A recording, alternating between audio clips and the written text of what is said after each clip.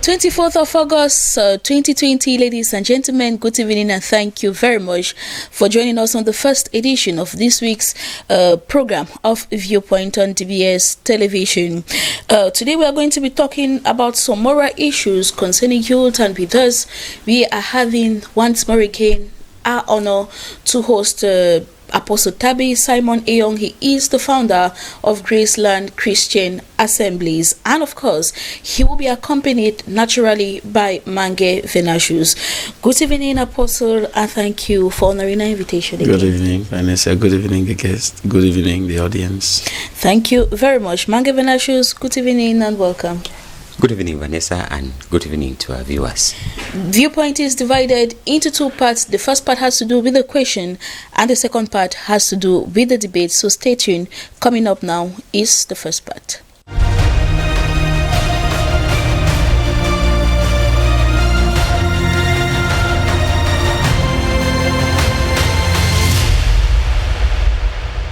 Let us take our first question. Can the cause of moral decadence in youth be attributed to unemployment? Apostle, I begin with you. Yes or no? Oh, okay. Good.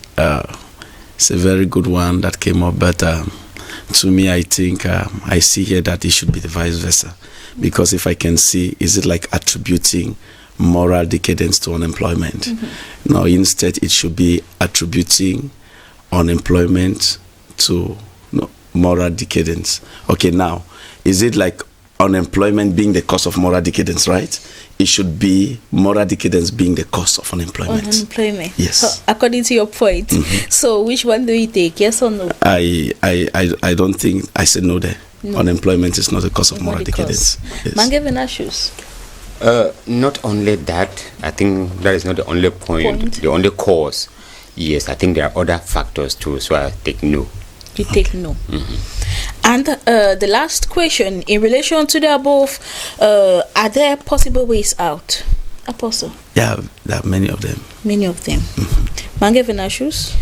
Yes, Vanessa, if we identify the cause, then we can as well identify, we are sure of a solution. Sure of a solution. Yes. So yes. Mm-hmm. All right, let us take a debate coming up.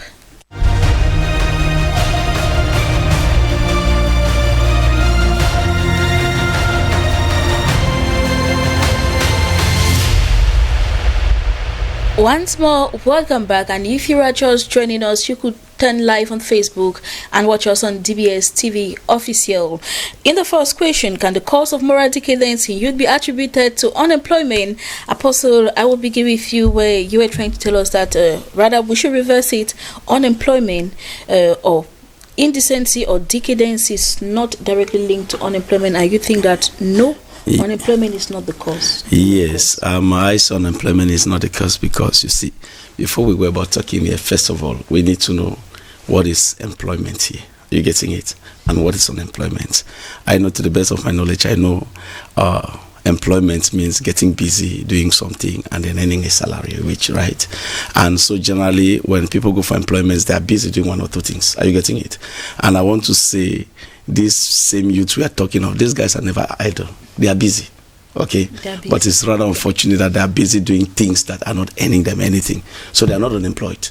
They are just on bad careers, if I can say. They are very, very employed, busy, but doing things that cannot earn them money. Okay. Yes. So what could be then the cause of this moral decadence in our youth? Because in our society is so rampant. Yes. You get of youth indulging in killings, indulging in exhuming corpses. Yeah. A lot of things are happening in our society nowadays. Yes. If I get back to the Bible, okay, when you read Psalm 11 verse 3, the scripture puts it, if the foundations are destroyed, what can the righteous do?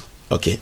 Now, the problem of moral decadence or unemployment falls back to the family, because I said moral decadence leads to unemployment, not unemployment leads to moral decadence. Mm-hmm. And moral decadence is as a product of what happens from the house. Okay. Now, every house is the foundation of everybody. Are you getting that? Mm-hmm. And so now it goes down to home training. When you read Proverbs chapter 22 verse 6, it says, train a child the way he should grow, so that when he grows, he will not depart. So when you see guys roaming up and down, not earning anything, it's the way they were brought up. Are you getting it? If their parents have to train them from the scratch to be busy doing the things that can earn wages, so unemployment will never even surface. And I want to tell you something. Children will not just do what you tell them to do. Children do what they see you doing. So what are we as parents in the first place doing? That has a very big impact. As soon as the children see us doing those things that are useful, as soon as the children see us living a decent life, they just follow and live a decent life. And once they get busy living a decent life, they get busy seeing us doing those kind of things that are like can earn wages. Before you know it, nobody will be talking on unemployment. A child who saw the father running a shop and the child grows up and knows how to run a shop, whether he has a master's, he has a PhD, to an extent, if he's not running a shop, he will never feel satisfied. So just by that doing, unemployment is wiped out of it. So the issue here is moral decadence being the cause of unemployment, not unemployment be the cause of moral decadence. Because if the children are well trained, nothing will even happen. It will never surface as unemployment. So it goes back to the parents. Are you getting it? It goes right down to the family. Because we should train these children as they grow. We should train these children that they need to be involved in things that can be able to like earn wages. When you get to Thessalonians, 2 Thessalonians chapter 3 verse 10 says, it says, he who does not want to work should not even eat. Okay, so now all this, it goes back to the family. And you know, man in nature loves pushing blames. You're getting that? Because when we talk about unemployment, everybody will be eyeing at the government. Are you getting that? Everybody will be eyeing at the government. But the truth is this, is the nature of man. In Genesis chapter 3, when Adam fell in the Garden of Eden, when God said, have you eaten? He said, no, the woman you gave me. And that's the worst thing that can happen to anybody. When you get to a situation where you believe that everything that you are going through, somebody caused it, you'll never come out of it. You must first of all get to a point which you admit that this is me, it's about me. It's like I'm failing somewhere. Be humble enough to accept that I'm failing somewhere, I'm missing it somewhere. You sit down and then you see how to like reposition things. Okay. Now, when you look at it, now, when you see people passing through hardship, poverty, frustration, unemployed, sin is the root cause. Okay, because when you get to the Bible, Genesis, 1 Corinthians, okay, 1 Corinthians chapter 3 verse 16 to 17, it says your body is a temple of God. God dwells in you. And he said, whosoever defiles this body, God will destroy. Are you getting it? And so a child growing up in a very, very immoral community, immoral family, you understand? Automatically the child indulges in immorality and it destroys the person. And when he gets to that point, no matter what you do, you're wasting your time. You're getting that? All right, Apostle, I want us to take a case where a boy of 17 years who killed his cousin. We're talking of the incident that happened in the East region. Killed his cousin and buried him. So I begin to ask myself the question, how is a child of 17 years having that morality or that aspect of taking the life from someone and digging the ground and burying the person, then sitting silently? Yes, and so just as I said, it goes back home. When this child was going, what were the kind of things this child was hearing? Are you getting it? What are the conversations this child get the parents discussing in the house? Which kind of environment is this child involved in? You understand that? The Bible says, be not deceived, God is not mocked. It's an evil communication corrupts good manners. Are you getting it? So while these kids are growing up, the kind of community we allow them to keep, the kind of company we as parents allow them to keep, determines how they react. Stand your grounds. The truth is, some parents have overpated their children and spoiled them. You understand? So all of this, to me, it goes back. Let's get to the root, which is the family. Is the family, the home, the role of the mother, the role of the father. Because the family is like a factory that produces human beings.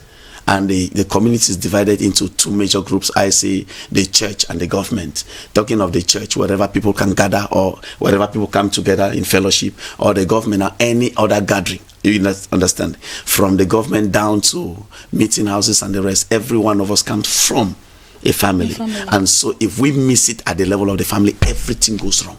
Right. Everything goes wrong. Down, we go back to the family. Thank you very much for your contribution, Apostle. Mange Venashus, you equally think that unemployment is not the only root cause of moral decadence, but there are other factors. Actually, Vanessa, I come back to your question. When I listen to the Apostle speaking, I remember of a preacher yesterday who was really talking about this issue of the failure of us parents in bringing up our children. That is the reason for the kind of children that we have, for the kind of society that we have. And according to him, Reverend Father Anthony, he was saying that the level of immorality, the level of waywardness that our society has been plunged into is the level at which our families have been plunged into. Thank you. So when I listened to Apostle speaking, that's what brought me back to this preacher yesterday. Okay. And he said, we have the moral duty. When you see a street child, don't call that child a street child. It is because we parents failed, because of our egocentric attitude, that these children lack the love we should give them in the family, and they're looking for that love in the streets. That's it. Yes. So when I listen to Apostle speaking, I really see the angle at which, and this being a platform, we need to educate our viewers, we need to educate our parents. Because I remember Father Anthony was telling us yesterday that parents, we are too active, that we forget even our family, we forget our children. We are taken over, especially in an economic town like Douala. We are taken by work. You don't even have time to find out from your child to find out who your child mates with in the course of the day. What do they do? How do they do what they are doing? You leave early in the morning, come back in the evening, and things that, and we believe that everything is money. No, money is not everything. Our search for money has plunged our society into what we have now, and it is this moral decadence that we are decrying. Besides that, I was looking at this issue of the advancement in telecommunication, the internet, all these things that we have. We are so exposed, our youths are so exposed to the internet now, to a point where anything is, we have now in social media, anything. And on social media, you hear people advertising ways by which you can have money. Sell human bones, you can have money. Scamming of all sorts, you can have money. Do this, you can have money. Yeah. That plunge, that at least it sends our youth to think that some people say you can use your phone for 30 minutes and you gain 5,000. All right. So what will convince that young man to go look for something doing, whereas that if I sit with my phone somewhere and within 30 minutes I earn more than 10,000. So I think that the level of exposure that we have with the social media, the internet, is another cause of this social decadence. Yeah. Then. And this even points back again to us, the parents, because we need to control. It's not every child that has access to the internet. When you buy these electronics, there is something they talk of parental control that we need to, even with the television that we have, the radio that we have, you need to control what your child watches. Yeah, because if we do that, I think we'll be able to control the level of morality in our society. Now, Vanessa was also looking at it from the point of education that we have, education in the, the conventional education, classroom education that we have. Most of us, the youth, you find yourself graduating from the university or facing entrance into the university, and you don't know what you are going to study. It's horrible. You were just going to school because you had to gain promotion from one class to the next. You finally saw yourself writing the A-levels, and there you are entering the university. What are you going to read in the university? It is not graduating with a degree that matters. It is graduating with a degree that is productive, that will help you. That will lead you into the job market. Yes. Remember, an adage says, an idle mind is a devil's workshop. When we graduate from school, we have university graduates who graduate with a master's degree, bachelor's degree. They have nothing to do. They have nothing to contribute to the society. It is not because they did not go to school. They went to school, but the orientation they had going to school was a problem. Orientate them. We need to be able to decipher from childhood the orientation a child. Some children are tilted towards technical studies. Some are tilted towards handwork, so that can bring them something that can occupy them. But once we just have it in notion that let's go to school, have to A-level degree, get into university, you will graduate actually. What will you do with a degree? At the end, you find yourself getting involved into some ungodly act, into unhealthy act, which would have been otherwise. So I think that we need to orientate our children. It comes back again to our parents. Yeah. We need to be able to find out, what is my child? What is my child leaning towards? My son at home, I believe that guy will become a mechanic, somebody technical work, because anything car, he wants to dismantle it, he wants to disassemble it, and in the course of doing it, breaking it around, he cannot have a toy for 1 week. No, he will destroy it. Yeah. So and I cannot force such a child to start going to reading history and reading. What would we do such type of things? That child is destined for technical education. So I think we, the parents, we need to be able to sit down, study our children. What is this child? What is this child leaning towards? And in that case, we would help them to give them an education that will be beneficial. Remember, we're talking about unemployment, and unemployment is not necessarily not being educated. You can be well educated, master's degree, PhD degree, and you're unemployed. Unemployed here in the positive sense, like Apostle was saying. Unemployed, you can be employed negatively. Because I remember when we were in school, they were asking us, what is work? They'll tell you work is anything through which you earn a living.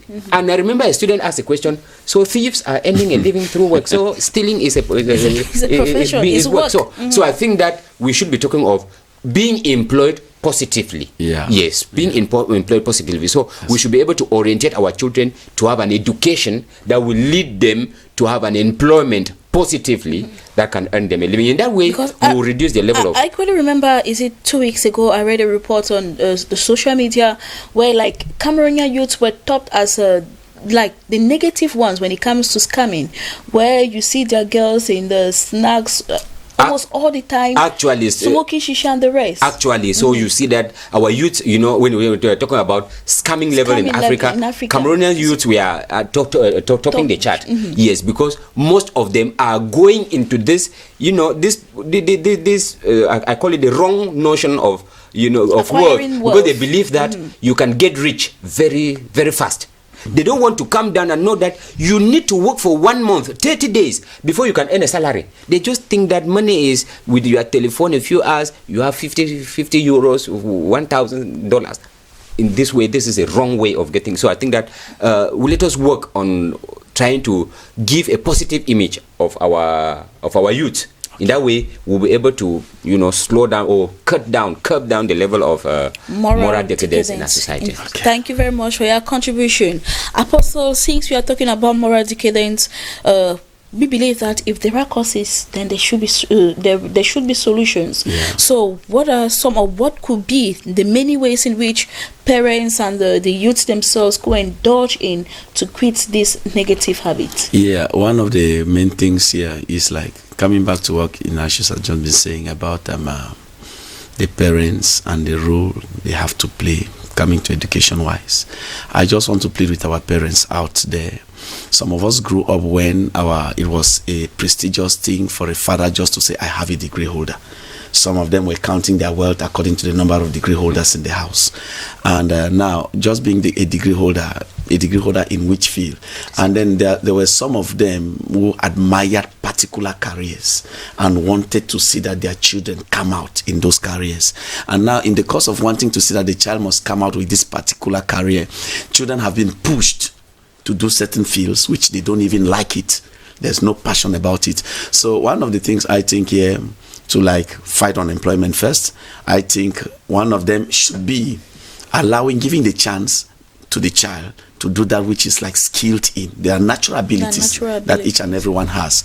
The first place. Then secondly, people, you should have a vision for the child while this child is growing.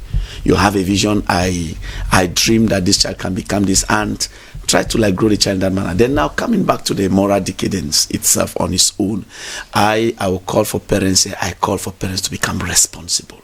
There have been cases where a father sits or a mother sits calling the boyfriend in the presence of a 12-year-old. There have been situations which a mother is living with a daughter of about 14 years old, and the boyfriend comes in and he makes the child to sleep on the floor, and these people are having intercourse the whole night. This child is not sleeping, and things like that. So to me, parents need to be responsible. Parents need to be responsible. Parents need to be God-fearing. And parents need to love their children. They should know that whatever they are doing will impact the children. Okay. And now, if you can impact them positively, automatically you impact them negatively. Yeah. So. All right. And away from parents, how can the society help these children grow in a moral way? Okay. Now, because I believe that the society also has an influence in this in youths. Yes. Now, for the society, you know, there's a saying that in Africa, there's an adage, as I said, there's an adage that when a child is in a woman's belly, When a woman is pregnant, the baby is hers. But when the baby is born, it becomes a baby of the community. Are you getting it? And so, to me, it's a responsibility that all of us have to see a child going wayward and bring the child to order. But then the issue is this: there are parents that have overpated and spoiled their kids. That at times, you even stepping in wanting to help this child, you have problems with the parents. You're getting that? Okay. So it will be something that they have to be total sensitization. Okay, it's like we should go back to the drawing board and redefine our lifestyle, redefine our objectives as a community. What do we want? Where are we? Okay, where are we lacking? And what can we do? Okay, where are we in the first place? Where are we coming from? You understand? Who are we? Where are we coming from? Where are we now? And where do we want to be in 5 years, in 10 years, in 15 years, in 20 years? And that will help us. We can then sit, come up with projects. There are a lot of our brothers out there who did project management. There are many people that with different things. There are some guys who are so skilled, so talented that they can even be able to help others learn other things. And then, please, parents, run to us, servants of God. This matter is in our hands. Okay, because it will only take. Because the truth is, I come back to the spiritual level. I come back into spiritual issues now. We don't wrestle against flesh and blood. Okay, people are influenced by spirits at every time in a human being's life. Either every action you carry out, either you are influenced by the Spirit of God, or you are influenced by an evil spirit. And a life is never empty. Just like a container. If you take a bottle, if you pour out the content, that bottle is not empty. There is air in that bottle. So either this person is spirit filled with the Spirit of God, or spirit filled with an evil spirit. So please, parents, run to us. Okay, get to us. Commit these children in our hands. Give them to us. Do everything. Bring them. I give parents now the responsibility. Invite servants of God. Bring us to your homes. Bring your children to church. Okay, and let us see what we can do. Because as the other day we were talking, when a criminal is arrested, experience has proven some people go to prison and they get worse after prison. They go and learn because they meet senior prisoners or criminals. But when God arrests somebody and bring to us, we have seen prostitutes being transformed to become evangelists. We have seen armed robbers being transformed to become skilled managers. Okay, so in this case, I think the family, the society, our authorities, and the church should come together and see how to help things out. All right, thank you. Mange Venashus, your contributions. You're accepting that there are many solutions out of this. Yes, Vanessa, I'll still come back again to the point I was raising. Since we are identifying parents to have a greater portion of responsibility in this issue, this preacher yesterday said, we parents, we need to give hope to our children. When you called your child idiot, a foolish thing, a thief, look at you, look, you are already printing such type of mentalities in the child's mind. Yeah. As the child grows up, that other aspect, it comes up, and it will, in one way or the other, mold the attitude of that child, mold the behavior of the child. Actually, he thinks that the child thinks that I'm a good for nothing child. If I'm a good for nothing child, nothing positive can come from me. Very true. So he was actually asking parents to be, he said parents should be able to give their children hope. They should be able to give their children a positive outlook of life. It is normal that a child growing up is fond of making errors, breaking, cups, destroying things in the house. That is what makes a child. Okay. If you have a child who doesn't do that, there's something wrong with that child. Okay. So he was saying that we should be able to give these children a positive outlook. Yeah. When you have a child, don't call him a thief, don't call him a devil. Call this child, tomorrow you are a president of this country. Yes. You cannot behave like this. Tomorrow you will be a minister of finance. You cannot behave like this. You should be able to keep money because you will be a minister of finance tomorrow. That child reorient the way. Can I drop in something? Yes. Yes. Like with what you're saying is very, very correct. Jesus said in John chapter 6 verse 63, he said, the flesh killeth, but the spirit giveth life. Okay, these words I speak, they are spirits and they are life. Parents, each time you release words towards children, there are spirits behind those words. And the spirits will haunt these children until those words become a reality. John chapter 1 verse 14 says, and the word became flesh and dwelt amongst us. The words you speak speak, their spirits you release, and they will have the responsibility to see that those things that you were saying, they are being fulfilled. So I beg, I'm pleading with parents, mind what you say to the children. What are seeds? And every seed, as long as it has dropped on the ground, it has the ability to germinate. And once it germinates, it will become a plant. And when it becomes a plant, it will bear fruits. And the fruits are usually extremely much than the seed that was sown. So please, parents, mind the things you say, shape the destiny of your children, speak positive things to them, and leave God to do the rest prayerfully. All right, thank you, Apostle. And then another aspect, you are talking about the society. You know, we are living in a community where you hear when you talk of competitive entrance examinations that are launched in this country. I'm talking about Cameroon in particular. I don't know what happens in other countries. The first condition is a holder of maybe 2 A levels or 4 or ordinary level, excluding religious studies. Yeah, I was reading something from late Professor Bernard von Loon, who said we end up training intellectual giants and moral dwarfs. Yeah. In a country where we talk of, we want to have moral citizens, we're talking of corruption and bribery and embezzlement, but we want to relegate religious studies to the background. We want those who have mathematics, those who have chemistry, but they know nothing about simple truth, nothing about morality. That is the society we are building. I think that the society has to, it would have been the first condition. Yeah. Admission into this competitive entrance examination, the first paper, if you don't have advanced level religious studies, it could be religious studies for Christians and Islamic studies for Muslims. Because when we're writing religious studies, Muslims also study the Quran, while Christians study the Bible. So if we adopt that in our society, we believe that we are forming conscious human beings. Amen. If our youth know that for me to have an employment tomorrow, I need to pass religious studies, they will go into religious studies classes. Vanessa, I remember when we were in Form 5, some 20-something years ago, when it was time for, we call it moral education at the time. It was always on Tuesdays from 10 o'clock before break. When it was time for moral education, you see, those of us, we never had time for it. Now, only you see a few people who go into hall, you hear Catholics singing there, Presbyterians singing there. Then those of us, that was a free period. That was already the beginning of break. Because immediately after religious studies, it was break period. And we did disturb the whole campus. But I think that if we knew that it was a condition for employment tomorrow, you must attend those moral instruction classes, because you know that if you don't have it, in one way or the other, you will learn something. So I think that as a country, as a society, we need to put in place the value of moral studies, the value of religious studies, if we intend to build a morally upright society. So we plead to our leaders out there. All right, Apostle. We are pleading to our leaders. We are pleading to the authority. In as much as a society, in as much as a community, we have leaders, those that God have placed there to take care of us as a nation. So we are pleading to them that they should see into this. Yes. Thank you very much, Apostle, for bringing an insight into this particular issue, moral decay in our society, and in youth is special. It has been a pleasure having you. Thank you. Mangavenashus, thank you very much for your contribution as well. Thank you, Vanessa. And to you, our televiewers, hope that you have been educated, and parents in particular, train up your child in a way that when he should grow, he will not depart from it. Don't have a blessed night in the company of programs on DBS Television. See you tomorrow, God willing.